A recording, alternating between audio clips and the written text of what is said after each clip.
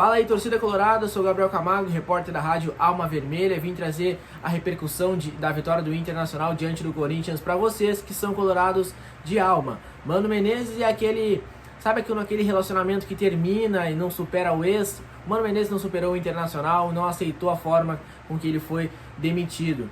Vamos falar também do rendimento do Internacional nessa partida e sobre a subida do Inter na tabela nessa reta final de Campeonato Brasileiro. Fica comigo aqui no vídeo, não esquece de se inscrever no canal, ativar as notificações e deixar o like por aqui, é claro. O Inter venceu com gols de Maurício, né? O Inter saiu na frente com o gol do Maurício, uma bela jogada construída desde o campo de defesa, com o lançamento do Bruno Henrique, uma assistência do Fabrício Bustos.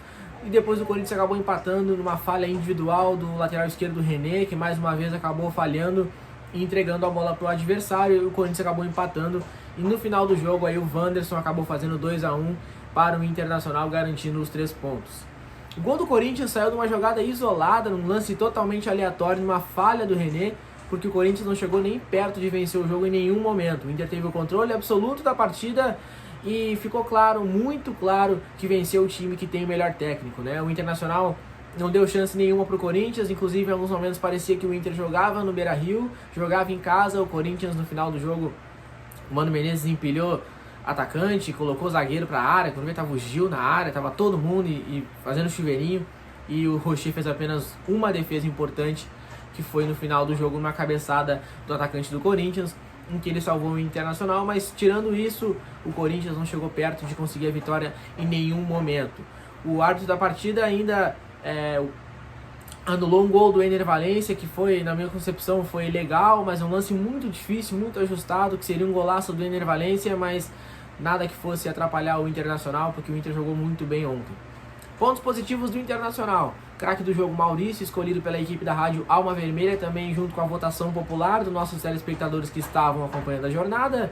Gabriel Mercado fez uma ótima partida e ainda cavou a expulsão do zagueiro Lucas Veríssimo numa confusão que teve dentro da área do Corinthians, e o Gabriel Mercado acabou sendo atingido. É óbvio que ele valorizou, o jogador experiente, e o zagueiro do Corinthians acabou sendo expulso. Bom jogo também do Igor Gomes, ótimo jogo do Arangues, ótimo jogo do Wanderson, Maurício e do Ener Valencia. O Alan Patrick foi um pouquinho abaixo do nível dele mesmo, mas também fez uma boa partida o nosso camisa 10. O Internacional, que agora é nono colocado na tabela, tem um ponto a menos que o Atlético Paranaense, que joga hoje ainda, enfrenta o Santos. O Inter vencendo o Botafogo na última rodada, o Atlético perdendo as 2 partidas que restam. O Inter ainda pode terminar o campeonato em 8º colocado. E aos que diziam que o Inter iria cair para a 2ª divisão, o Inter está a 11 pontos acima do Bahia, que é o primeiro time da zona de rebaixamento. Com a vitória de ontem, o Inter garantiu vaga na Copa Sul-Americana de 2024, e hoje fazem 15 anos que o Inter conquistou o título da Sul-Americana diante do Estudiantes de La Plata no estádio Beira-Rio. O primeiro clube brasileiro a conquistar a Copa Sul-Americana foi o Internacional em 2008, se tornando assim campeão de tudo. Bom, na coletiva após-jogo, o técnico Mano Menezes teve a audácia de dizer que o Inter tinha um bicho triplo, que ofereceu um bicho triplo para os seus jogadores vencerem o Corinthians na noite de ontem. É claro que o presidente Alessandro Barcelos negou isso e disse que isso é desculpa, até porque a gente sabe como é que é o Mano Menezes, né? O time dele nunca perde.